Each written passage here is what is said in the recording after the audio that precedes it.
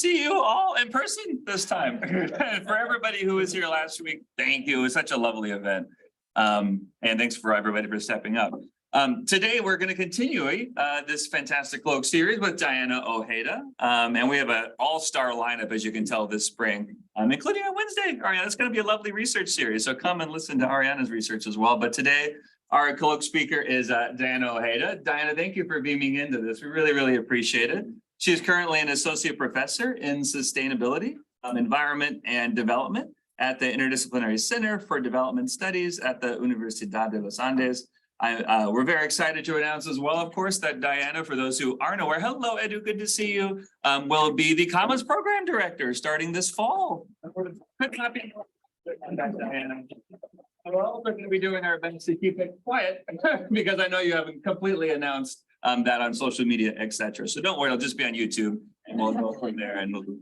But we couldn't be more thrilled, obviously, taking over for both Bill and Inza and everything that they've done to build out that framework. So we'll be properly welcoming her and her family, including your partner in international studies, this fall. We'll have a little cookout. It's going to be lovely.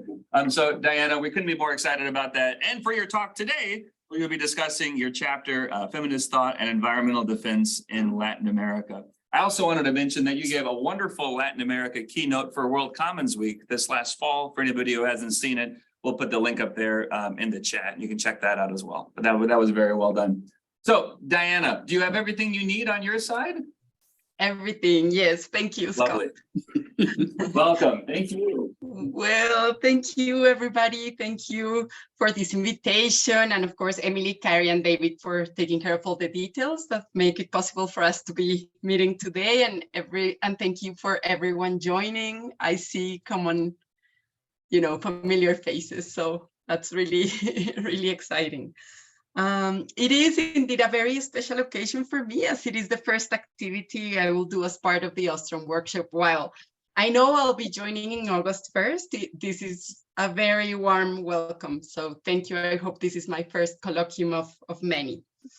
I wanted to tell you a little bit about the document you read in order for us to get the conversation going. Really, I think that is the most interesting part of the colloquium. So I won't take too long. The document also is this brief chapter that is part of a handbook on Latin America and the environment that I'm co-editing with some colleagues, including Gustavo Garcia. So, our own Ostrom workshop, Gustavo Garcia.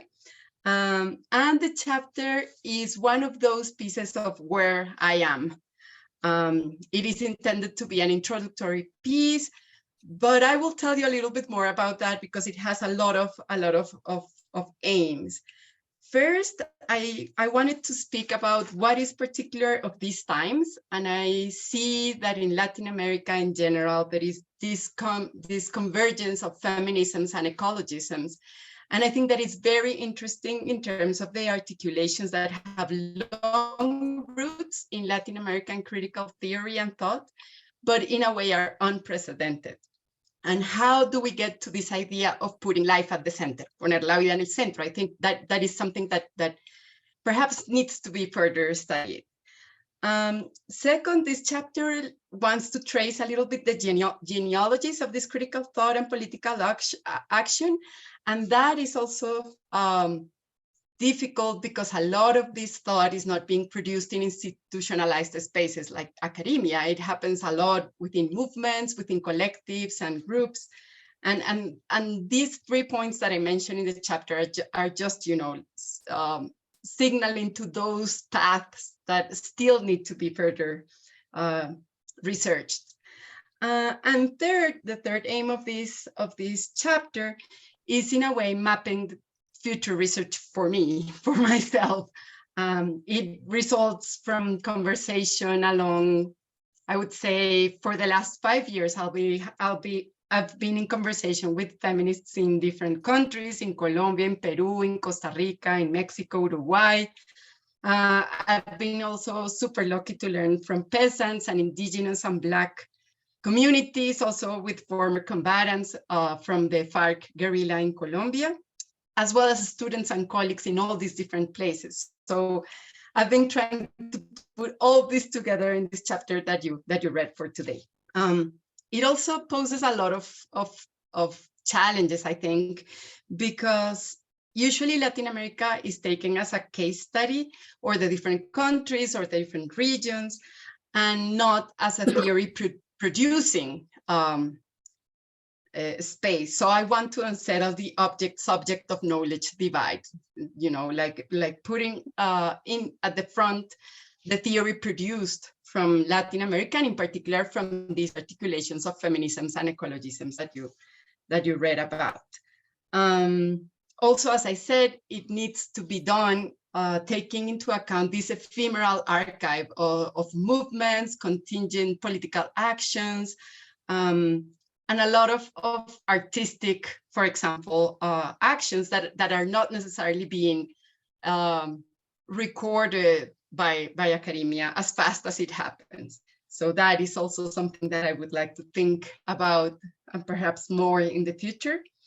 Also, when we talk about Latin America, when we go to the common divisions of the region, the nation, of the state, then we fail to capture what is really going on. So I'm trying to make justice, to do justice, sorry, to this very dynamic processual idea of Latin America and how to make sense of it. For instance, we tend to forget about the Latinx world, which of course is huge. We tend to live outside Brazil. It is usually left out because Brazil in its own, it's a big universe.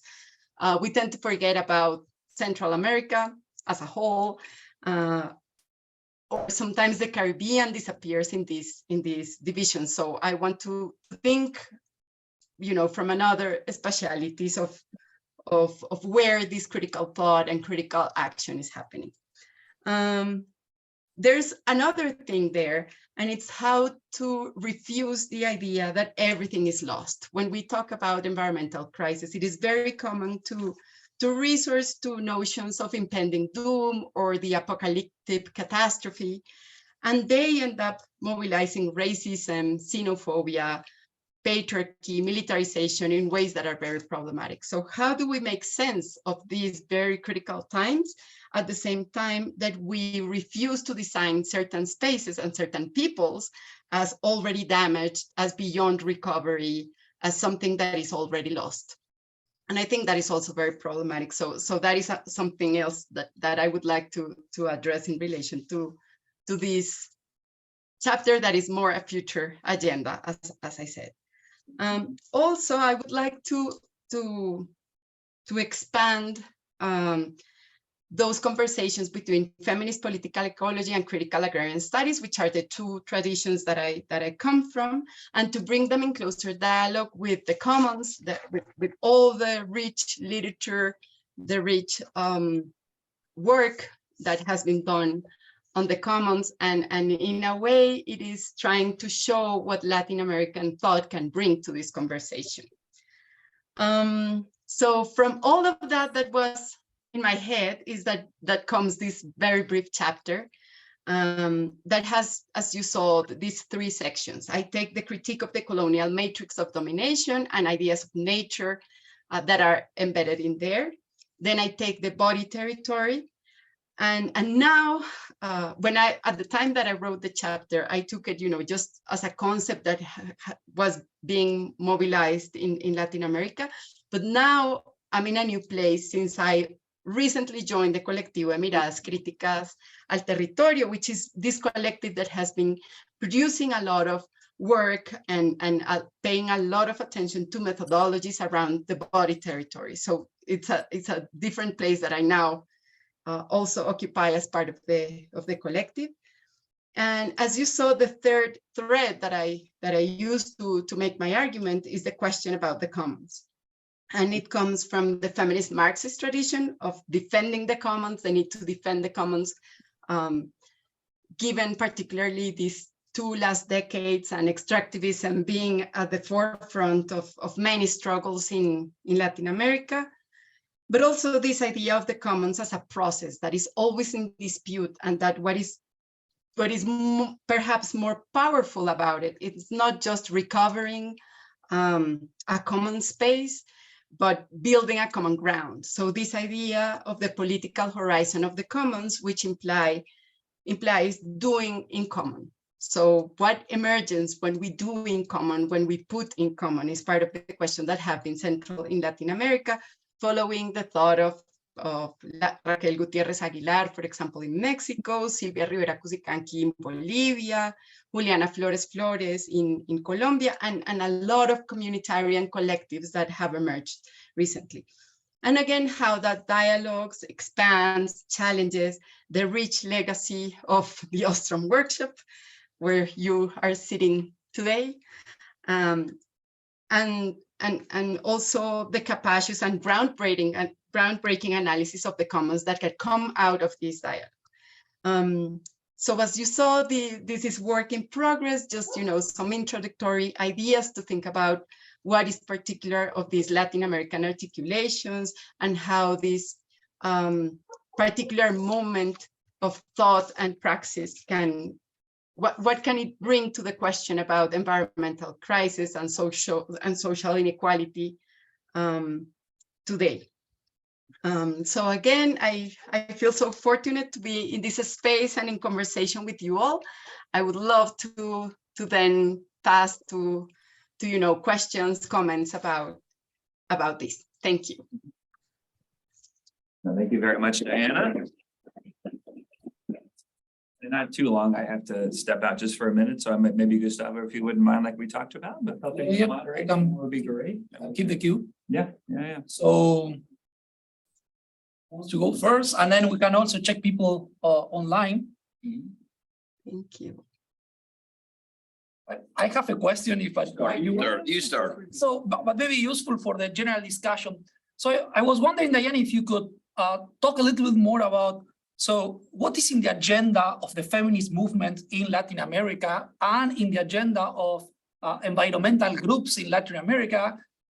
What are those GR issues in the agenda specifically? That I think would help a lot also organizing the conversation. No? It's like, and what issues are essentially, well, in one agenda, but it's not in the other one. So where is the overlap? I have to be honest with you. So I find it's difficult for me to see common grounds. That's why I'm asking this. Yes, thank you for that very important question. I think that's why I think it is very unprecedented. That's precisely why I feel like these are unprecedented. There is an unprecedented convergence of these agendas, a little bit unexpectedly. I think they have in common this idea of refusing the imposition of a politics of death. Here I'm using Francia Marquez's concept of the politics of death. And I think it connects very well to both agendas. On the one side is feminist movement, is the different forms of the feminist movement, speaking about state violence, speaking about the environmental crisis as a crisis of care. So connecting also, and for this, the COVID-19 pandemic was key to bear to the front of this care crisis of care, sorry. And there's also this huge, I think, political mobilization against these alliances between capitalism, patriarchy, and racism. And that has been up in front, I think, along with an anti-colonial, decolonial, because the decolonial is another conversation we can have, but with this idea of really looking to the eye this long colonial domination. So I think that from those questions that again have another specificities, for example, all the discussion about debt, about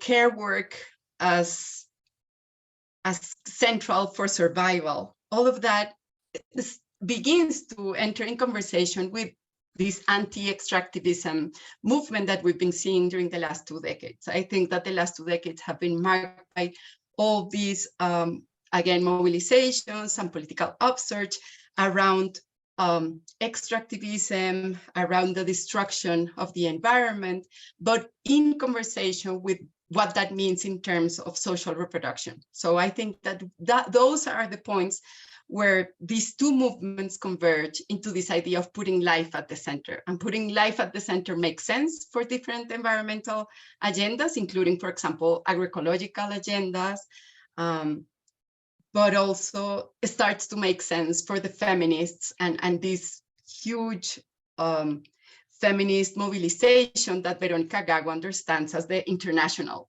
feminist. So still things that need to be further understand, but I think that that's where the two are in conversation in ways that we haven't seen before. Hey, Mike, you want to go next, and then Eduardo, and we keep checking the clue. Diana, good to see you on Zoom again. I look forward to the chance when we can have some interactions. This is Mike McGinnis from earlier sort of discussions. I think I have a good follow-up for the question, so I'm glad that you go first, because I'd like to focus on this issue of care that I really found is running through your chapter here. And it really resonated with me because in my study of U.S. health policy and trying to understand complex governance in that process, one of the themes that really came to me in that work is that the caregivers are not properly respected or rewarded or incentivized in the U.S. health system. It's much more monetized and professionalized and technology sort of based, and that for most people, most of the time, it's really the caregivers they're interacting with directly are really important. And I found it interesting that you connected that to a important theme in feminism, that feminist theory, in that if there's a similar thing more broadly in Western society as a whole, that women tend to do most of the caregiving functions in taking a very broad definition of care that you're describing here, not just in terms of health, but also preparing food and doing cleaning and all kinds of sort of maintenance and things like that. And I was struck by that, and I was struck with the connection to Lynn's research, especially in governing the commons, which I think really triggered a lot of people's interest in the commons. That if you look at her design principles and the way that is sort of applied in practice, there's more of a focus on the extraction problem, the appropriation problem, a focus on getting the rules right for how many resources can be extracted at what time and who could do it and what technologies can be used. And there's less emphasis on what I think is an equally important aspect of maintaining a common, and that's the care that needs to be used to maintain the infrastructure or to maintain the sense of community that is in this commons. And so that care component was in there in Lynn's research, but many of the people using it sort of don't focus on that. They focus on regulations about extraction and not so much about this shared responsibility for care among all the members of the commons.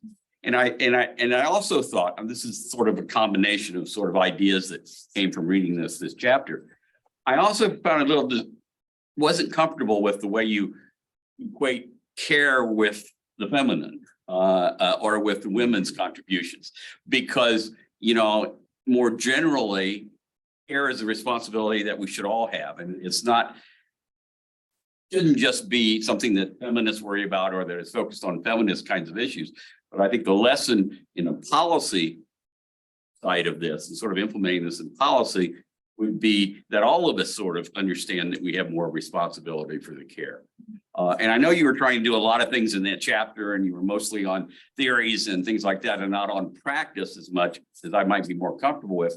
But what's sort of your reaction to the way I've sort of drawn out parts of your theme of care and how that fits in with what you see as your approach to all these problems? Thank you, Mike, for that important question. It has different points that I hope to address one by one. First, absolutely agree with you that equating care with women or gender with women, it's a mistake. especially because, as you said, all of this work for making life possible is a collective responsibility and should be responsibility of everybody. But it falls on the backs of those marginalized, feminized. So it is not just women, it is also children. Children, for example, in rural spaces perform a lot of work, from go fetching water to cooking to taking care of siblings and all sorts of things. Or migrant work has also been a key point in understanding care work. And you're absolutely right that part of the problem is that we continue to assume that it is, like a women's issue. And I see this again and again in, for example, the climate change literature, that it is assumed in a way that women do this care work. So they are assigned an extra burden, an extra responsibility, which is contradictory, since they are the most affected, the ones that mobilized first, and then are the ones that have less power among their communities and even for deciding about their own bodies. So that is a very important point that you mentioned. The other point that is very important is that you say more emphasis has been put on extraction, on appropriation. So economic production is usually at the center of the question. And then what is highlighted is social reproduction. And this is a problem in different fields, in many, many fields, and something that I think that is coming to the front in different areas, including critical agrarian studies, which has long disregarded all these, I would say. There's more and more work, but it seems like there is like a new attention to social reproduction that of course we saw in the 70s, but I don't think it has been as important as it is now. It is coming to the center. And I like to think about our current times in terms of what Syndicates calls the deliberate destruction of social reproduction. How, since neoliberal policies, since all these environmental crises have, deepened, what we've been seeing is this attack to social reproduction. And then it makes sense to see how this idea of putting life at the center becomes urgent in a region like Latin America.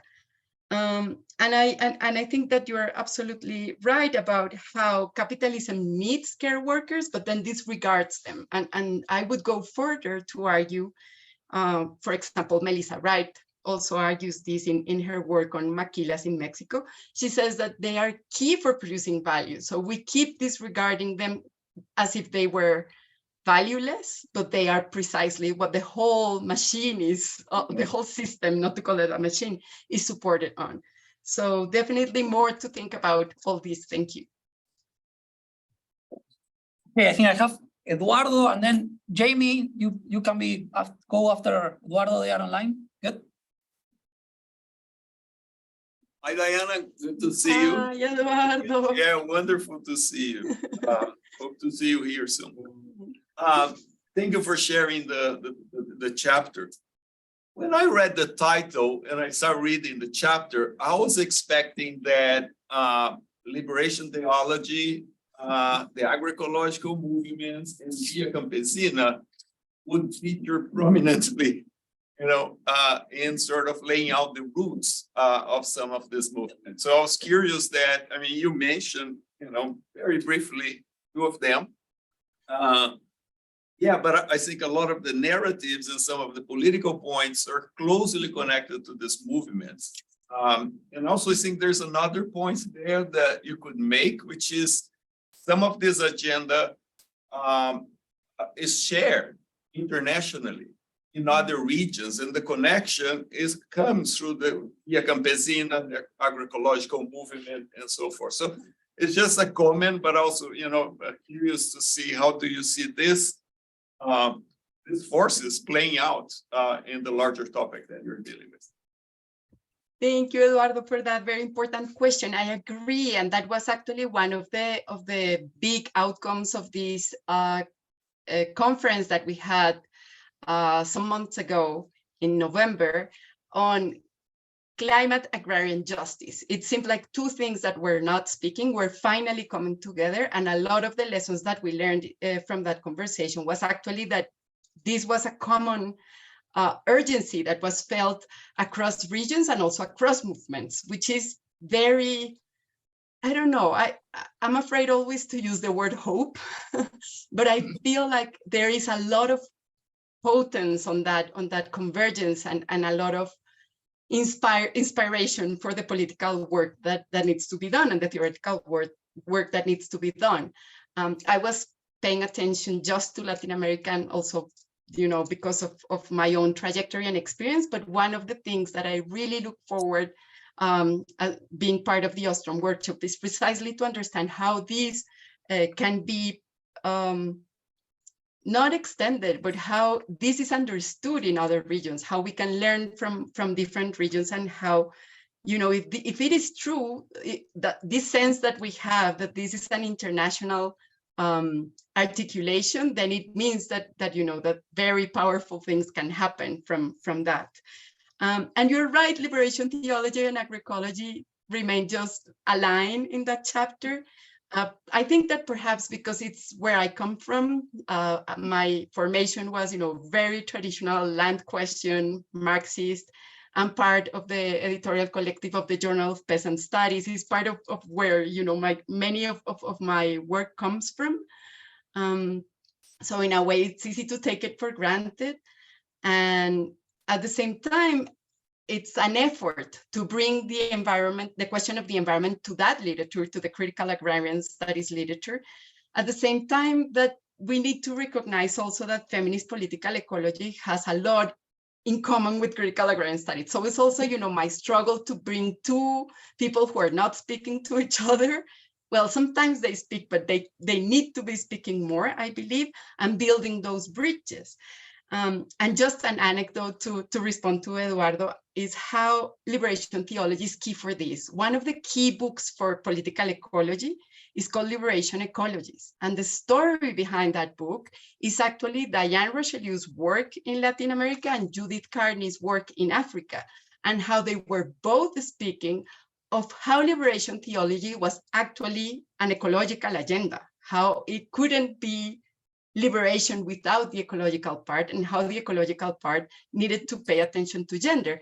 And in the, how things unfold and how usually we're trapped with patriarchal forms of knowledge production, their work and the conversation of liberation theology it gets kind of sidelined, but the story, when you hear these women telling it, is very much inspired in liberation theology. So that's part of the things that I hope I can do, in the years to come, with all the new things that I have in front. Thank you for that question. Jamie, could you go now? Yes, absolutely. And thank you for the opportunity to pose a question. And Diana, thank you so much for sharing your chapter with us. I actually kind of share some of Gustavo's skepticism, but that's because as I read your chapter, I'm noticing, you're using big words that I think really could be it would help clarify some of the things you're articulating if they were defined a lot more. For instance, capitalism sometimes is presented as like it's this bad thing, and I'm not saying it is in your work, that's a big term that we throw around without defining what it means, when there's like all varieties and shades of capitalism, just like there's all varieties and shades of coercion or freedom. And so I think that would be really helpful to see some of those terms more finely described. And like along those lines, something that I struggle with in your chapter is like it's very close to the end where you're talking about putting life at the center. Oh, that's another word I'd love to see defined a little bit more. Life, like what do you mean by it? Because we all mean different things. You talk about in that same chapter or that same paragraph where you talk about putting life at the center, you talk about the paragraph before, here we are. You talk about different initiatives, where you're drawing this intersectionality together, but then you refer to vast forms of diversities of commenting and recommenting, and then you present examples of cooperatives, community gardens, food banks, reproductive justice networks, and mutual aid societies. I would just want to pose the thought that maybe those aren't all forms of commons. like those definitely are alternatives to markets and states, as Lynn's Nobel Prize speech, highlights. But she also has neither markets nor states. So I think those fit into the area of neither markets nor states. And in that space, you have more than commons. And, so if you think about commons in its traditional form as that political, not a political, as a property entity, then how do these other things make your conversation more robust? Anyways, these are some challenges that I see just because you're painting with such broad strokes. And sometimes when we paint with broad strokes, we forget that the limitations of place and locate or time and place also matter to the conversation. And that's what really brings a lot of meaning to our work. So yeah, do you have thoughts about that? Thank you, Jamie. Many of them. Thank you for all these important points. I think a lot of it have to do with the character of this text that you read, because it is a chapter for a handbook, and the main objective of the handbook is to show lines of thought that come from Latin America about the environment. But you're absolutely right that much more detail was needed. And that hopefully is something that I have, in my own work. For example, in oil palm plantations in Montes de Maria, there is, all this fine understanding of how capitalism has these specific formations. And these formations are, of course, not equally shared in all places and spaces, and how these specific formations, for the case of oil palm plantations in Montes de Maria, are dependent on gender-based forms of violence. And there I see this specificity that you say, because if we look, quickly from above, we would say, oh, so these women are subsidizing the plantation, and that would be the end of the story. But when you look closely, you see that their work is also unsettling the plantation and opening cracks into this system of this way of producing life and death at the same time. So hopefully, yes, that is finally described in other pieces, and I hope we had more times, because one of the things that I've been working right now is on women mangrove planters in Cartagena, in the Caribbean region of Colombia. And mangrove planting has a lot of dynamics that are precisely, I think, explain how this governing of the commons, the making of the commons, how that happens within these larger structures that I agree cannot be just assumed as if they fall from above. So yes, I think it has to do more with the type of chapter that was needed. Life, you're absolutely right, and that is something that I usually clarify, because these people are not talking about individual life at all. So it's this idea of a life that is worth living, a life that comes with dignity, that comes with this idea of living well, vivir sabroso, that when you listen closely to, for example, Francia Marquez, what she means has nothing to do necessarily with money, but she refers to it as living without fear. So living sabroso, living with gusto in a way, is part of these efforts and struggle for life. So it's not individual life, and it's definitely not an anti-rights speech. When they say we need to defend life, they're not talking about anti-rights at all. If anything has been really, really interesting is how these connections have been happening in unexpected places, referring also to Gustavo's question. For example, I've been part of the abortion movement since forever in Colombia, and we've had, like an amazing year. Last year, we had a lot of gains, results from long struggle. And we discovered that our fight for rights about deciding over our own bodies were connected with anti-pesticide movements, because one of the things that have been happening with the aspersions of glyphosate in the countryside in Colombia, in rural areas in Colombia, is precisely a diminished capacity of people deciding on their own bodies. So this was unexpected. All my life I was living like two different lives, and suddenly they came together because of the discussion about glyphosate. So those convergences are the things that I would like to further understand. And I think that in order to do that, one needs to take a provisionary, very wide definition of commons. One has to keep the eyes open, because I think that sometimes when we see political action, when we see all of these transformative forces, they don't fit within the boxes or that we have, or even our eyes are not accustomed to seeing it in that way.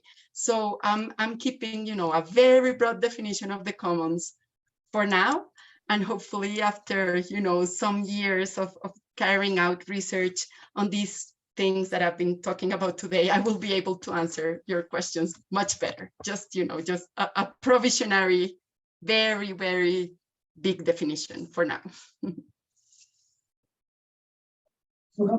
Yes, please, Shannon.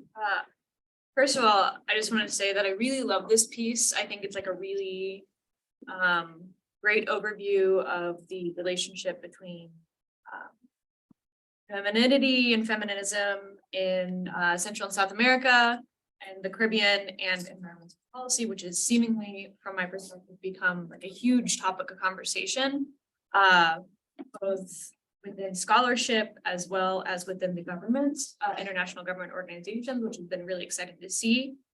I also wanted to push back on this idea that, shockingly, that we like all people should care about the environment. I think that's fair, but I also am kind of pushing back on this idea of like not all capitalism is bad.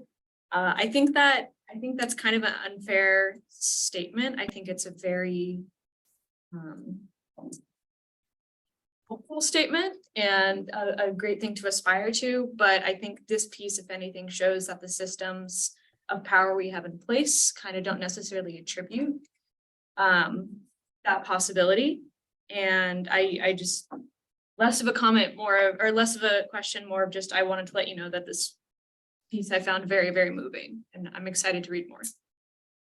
Thank you, Shannon. If I can reply briefly, because I do think that we can, you know, like if we see all these movements in Latin America and we agree with their broad claim of putting life at the center, two things come from that. One is capitalism has proven it can't sustain life. It is not compatible with life understood in these terms, understood as a collective endeavor, understood as a humanitarian effort, understood as life with dignity. So it has failed. It has failed us. And the second point is we're not in this together. When we say all, when we say everybody, when we say everyone is suffering from climate change, everyone is suffering from COVID, and then we piece it out, we look a little bit closer, we see that it's not everybody. It was shocking to see, for example, the graphs, you know, all the quantitative data on who was dying in Colombia from COVID-19 and the measures that we took to address it. It was not everybody. It was clearly marked by first, class, and second, race, and third, gender. And those were clearly the distinctions. And I think the same has proven to us in terms of climate change. For example, in disasters associated to climate change, the UN released data last year that says that for each man that dies from climate-related disasters, 25 women die. And we keep saying that climate change doesn't see color, that it is colorblind, or that it is, you know, gender neutral or post anything. So those things remind us of the relevance of this moment, of this political moment, and the urgency to make sense of what they're saying, of what movements, scholars, different communities, collectives are putting in front of us. So I wanted to add that. You want to follow up? Yeah. One question I kind of have, so I study fisheries mainly. So kind of piggybacking off of what you just said, obviously you're talking mainly about this like very ingrained, highly, my brain is functioning at half speed today, written down norms of our economic and political systems. I'm wondering if you've thought about the the more informal norms, such as like subsistence farming and fishing, and kind of maybe contrasted those roles in gender and the impacts we see on that with these more formalized systems. Yes, that's all. Yes, definitely. If I think of any opportunity I've had to carry out ethnographic research, I've come with this clearly comes from the studies, like for instance, the one that I was mentioning about women mangrove planters is exactly about that. It's like these very stubborn women decide to keep planting mangroves and to do reforestation in this area of a very important wetland in the Colombian Caribbean. And they're doing the adaptation work and they're doing the mitigation work, having everything against them. So it's very difficult to explain how you have, all this framework, this institutional framework, the formal rules of the game instituted against them. And then, and despite all of that, they continue protecting the wetland, reforesting the mangrove forest. And it's really interesting to me to see how they're not just like separate or disparate, but they are against each other in a way. And that is part of what I want to understand, why women keep planting the fisheries. And of course, I have some ideas, but it has to do with a lot of with the need to recover Black territories in these areas. So planting the mangrove, the tiny seedlings of the mangrove is a way of asserting Black presence and claiming, the right to remain in a place where they have been erased, both like very literally and symbolically. So that, yes, I feel like if you're finding that in your work, it's definitely something that I also see as a common thread in when you try to understand what are the rules that govern a place and the resources in that place. Yes, I think you're next. Yeah, I just wanted to follow up on this. It's nice to see you, Diana, and I'm Hi, looking forward Jess. to you being here. Almost I wanna there. on this, and that is this, to me, is this question of sort of proximity, right? So care work, whether it's about other humans or the environment or the way those things intersect, frankly, requires proximity, right? It requires immediate engagement with either the subject of caring or the environment, and the infrastructure required for caring. And this then makes me think of, frankly, it actually makes me think of Arun Agarwal's environmentality and how we think about individuals developing this buy-in, this desire to care, especially absent proximity, right? Most of the community, my understanding, most of the communities that you study, and one of the things that I find so wonderful and important about what you do is that you are immediately engaged and on the ground and working with people who are proximal to the subject of their care, right? And so one of the challenges to my mind, and it doesn't appear to me to be an evil statement, right? It's literally just that we have multiple levels of sort of governance, either formal or otherwise, that grow in their distance from the subject or object of care. And that is to my mind, the tension that is at work here. How do you create immediate care interest, or I think in Arun's terms, environmentality is one way to think about it, when proximity is not an option, right? Because you cannot be everywhere all at once. And then how do we mitigate the trade-offs that necessarily emerge out of that tension? I don't know if this is a fair question. I don't want to ask you to solve this problem, but to my mind, right, we want everybody to care, but it's not that they necessarily don't care because evil, right? It's that everybody has a proximal, immediate sphere of engagement that demands their attention and resources. And so how do we think about bringing these things together? How do we create global communitarian concern when the objects of care we usually require to be at least immediately visible, if not immediately proximal to us? Does that make sense?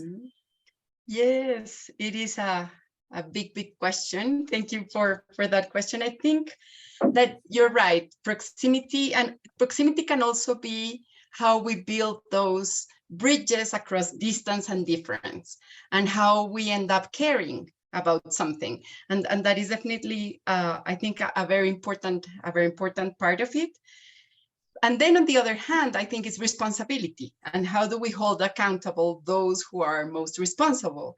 And I think that has become, luckily, an important topic in the discussion, because it shifts it puts the headlight on the other side. And I think that is a very important point, and one that we listen more and more, for example, from indigenous scholars, from the Black ecologist field, and it's this idea that we stand in the world in very tight relations, and those relations held us accountable, because those relations are relations of responsibility and interdependence. And I think that idea it's really interesting, because then it unsettles some easy solutions, like, for example, schemes of climate change mitigation, schemes of climate change adaptation need to then put this from a different perspective in a way. But you're absolutely right. And again, I go back to the women mangrove planters, because their interest is completely, like if you look at how the institutional framework is settled and what adaptation policies are prioritizing, it seems like, why would they care? Like, of course, mangroves mean more fish, but it's not, there's something else there, not just, immediate care. And how we see these forms of local and autonomous governance emerging in a place where you wouldn't think it was possible. So that's why I'm also interested in, and again, it seems like land becomes a key part of this. How, if we would like to walk towards agrarian climate justice, that implies agrarian justice, that implies racial justice in the ways that these women mangrove planters are doing it. So definitely an important question that I know we will be talking more in the future. We will talk more about it. More questions? Otherwise, I go with another one. Gustavo. So maybe when you are in Bloomington, we can talk more about feminist and ecological and environmental movement in Latin America. I have a very different view, but that's not the time to discuss. I was thinking about mainly problems with collective action. You start linking a lot of issues. I totally understand that there is room for, if I'm pushing for some policies in dimension X, and then I link or I bundle this with dimension Y, then I can be, helping collective action, but I can also be alienating a lot of people that could be helping you in one or the other dimension. Let me be kind of brutal with this. For environmental policies, do we want to alienate sexist males? Are we sure that we want to do that? Maybe so. The Latin machos, well, I don't know, but for the feminist movement, maybe that's an issue. So you see, there is a trade-off there between linking different areas for collective action purposes. So if you focus only on one issue, then you are not alienating other groups that could antagonize with other in other dimensions, but they may care about your dimension. But at the same time, in some cases, there might be, gains from putting together these things. So I believe the political economy of what should go together, what should not, it's very important, and in some sense more general than this specific issue. So again, I don't have any clear idea. It's just more like an open question there, So it's Thank you, Gustavo. You point to a commonsensical place in the debate. This comes up all the time. And it's about, for example, feminism alienating men, or feminism diluting the class struggles, or, for example, the same we've been seeing more recently in how transphobic discourses claim that working towards trans rights is alienating cis women. But I think that it is not an either or sum zero game at all. And that is the trap in that kind of discourse and framing that, again, I don't think it is you posing it, but your question reminds me of how these discussions are usually dealt with in public discourse. And I think that part of it is missing the point. And the point here is power. How we, sorry, my camera doesn't seem to, I don't know. Something happens in my camera, wants me to look like Shakira in the Bizarrap video, which is, of course, very timely. Let's see. I think it's my computer that is not working properly.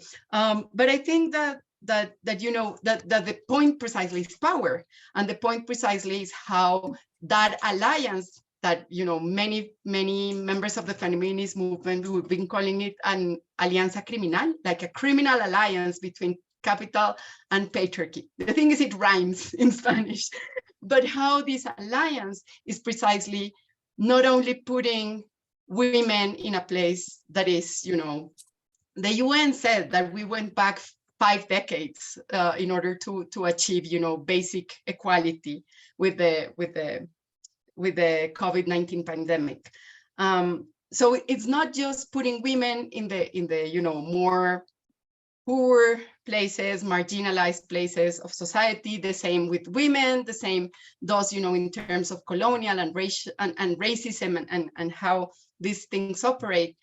But it is also damaging everything, because this alliance between capital and patriarchy is destroying the environment.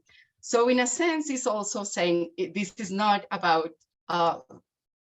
this is not a fight against men. This is a fight against patriarchy and these forms of masculine domination, which really diminish not just the quality of life, let's say, if we take that as a something to measure, of some, but of all, because the same logic is destructive in many different ways.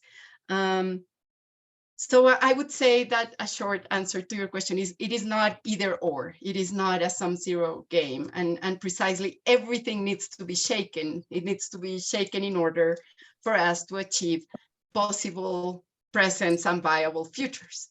Let me re-ask in that direction. So essentially, you are seeing politics as a one dimension. They're all the evils are perfectly aligned, all the good ones perfectly aligned. So they're not multiple dimensions, in fact. So essentially what you are saying is like everything is about one dimension, and then the correlation between the dimensions is high enough that essentially everything is one dimensional. No?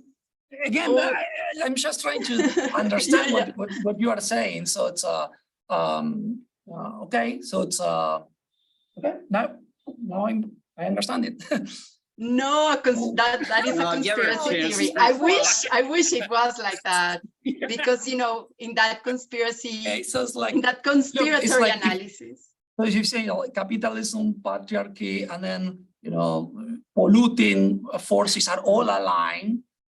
Then all the other fighting, then they essentially it's like mutually it is projected in one dimension. No? Mutually reinforcing without necessarily being dichotomous in that way, right? But if they're not perfectly aligned, you are alienating somebody, and you need to consider that political calculus. How do you find it? So, pardon me? Why is it alienating? Well, essentially because you are going to have people that are in those diagonals that you're not there, no? So essentially there are going to be some people that they want to go in one direction, so that they love capitalism, but they want, to fight global warming, for example. Or they are, it's like you have all those combinations, no? But this isn't about the individual, it's about the systems in place, right?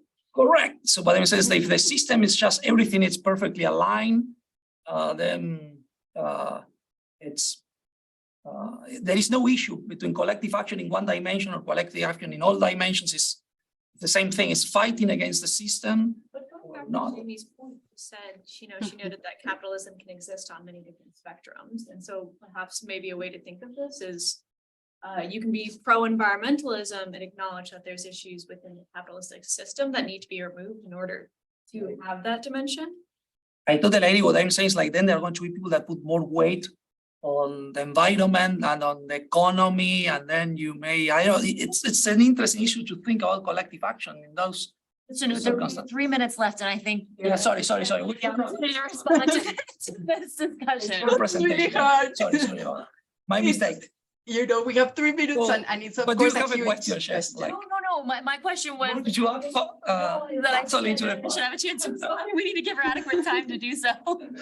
Okay, yes, yes. I'm sure this is a conversation that we will have, Will. later and long. But I do think that if capitalism brought us here, it cannot be the solution. So definitely I disagree with green capitalism and, false solutions that are presented as nature-based, but they are not. But I don't believe, and this comes, also from my feminist formation, that capitalism is just a machine that engulfs everything or just eats everything up, because it has specific formations. And also, while I would like it to fail definitely and be the end of it, at the same time, I know that the anti-capitalist work that we have to do, the same with the anti-racist work that we have to do, the anti-misogynist work that we need to do, is precisely about every single day, those actions that seem to be quotidian, less important, but they are part of precisely the cracks that we can open into the system. And this sounds very Gibson Graham, because I'm thinking with them, with all of this literature on communitarian economies, and how yes, it is not all encompassing, but at the same time, it is part of the problems that we're facing. But we will talk more, Gustavo, for sure. Jess, this is just the beginning. Shannon, of since this you have Shannon, interesting points. Okay, Diana, do you want anything else to wrap up, or that was also a cool wrap up, I think, for your presentation? Just to thank you so much for being here, for being in conversation with me. I look forward to being there in person really soon. Thank you. We'll discuss a lot here. Yes. I guess. Okay. Definitely. Thank you very much for everything. Thank you, everybody. Thank you.